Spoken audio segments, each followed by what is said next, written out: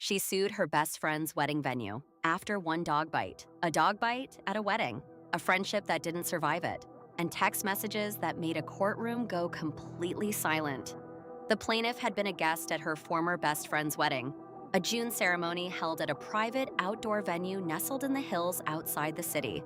It was supposed to be the happiest day of the summer. Instead, it ended with a trip to the emergency room, a torn ligament in her left hand, and a lawsuit demanding $187,500 in damages from the venue's ownership.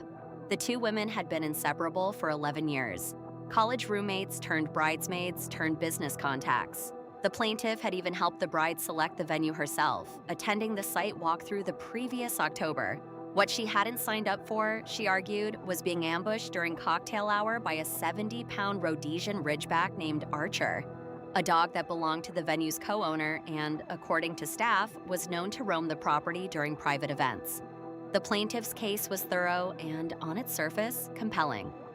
Her attorney presented medical records documenting 2 surgeries on her left hand following the incident, ongoing physical therapy totaling $2,400, and lost wages from her work as a freelance graphic designer, approximately $41,000 over 7 months. She testified that she had been standing near the garden wall when Archer lunged without warning, catching her hand as she reached down instinctively to protect herself. She described the dog as off-leash, unsupervised, and aggressive. Her medical expert confirmed the bite had caused a complete rupture of the ulnar collateral ligament. The jury watched her demonstrate the lingering stiffness in her grip. The damages were real. The pain was real. Nobody disputed that. The venue's defense painted a different picture of how the afternoon unfolded. Their attorney acknowledged that Archer was present on the property. He was always present, they said, and always disclosed. The venue's standard contract, signed 6 months prior to the wedding, included a clause on the second page specifically noting that a resident dog would be on premises unless the client requested otherwise in writing. No such request had ever been made. Furthermore, the defense called 2 wedding guests who testified they had seen the plaintiff approach Archer near the garden wall, crouch down and attempt to pet him, not the other way around. The defense also introduced photographs taken by the venue's event coordinator, showing Archer resting calmly under a table during the earlier portion of the reception. Their veterinary expert testified that Rhodesian Ridgebacks, while large, are not statistically aggressive breeds, and that Archer had never bitten anyone in 7 years of living on the property. The co-owner testified with visible emotion that Archer was her rescue dog, her companion, and that she had always been transparent about his presence. She was not a negligent business owner. She was, she said, being made the villain in someone else's personal conflict. That phrase, someone else's personal conflict, is where the case cracked open. During cross-examination, the defense introduced a chain of text messages between the plaintiff and the bride, retrieved with the bride's cooperation. Sent 3 weeks before the wedding, the messages showed the plaintiff, unprompted, asking whether Archer would be at the reception.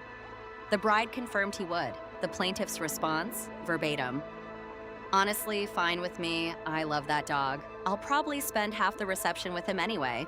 The messages continued. In a separate thread from the day after the incident, the plaintiff texted the bride, "I'm not even that mad at Archer. I'm mad that I looked stupid in front of everyone and nobody came to check on me." The bride had not testified. She had simply handed over her phone.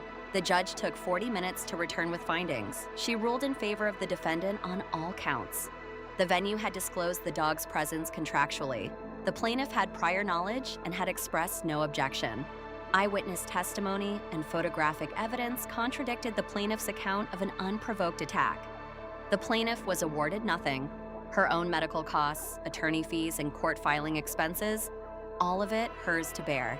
In the months that followed, the plaintiff filed a notice of intent to appeal, then quietly withdrew it.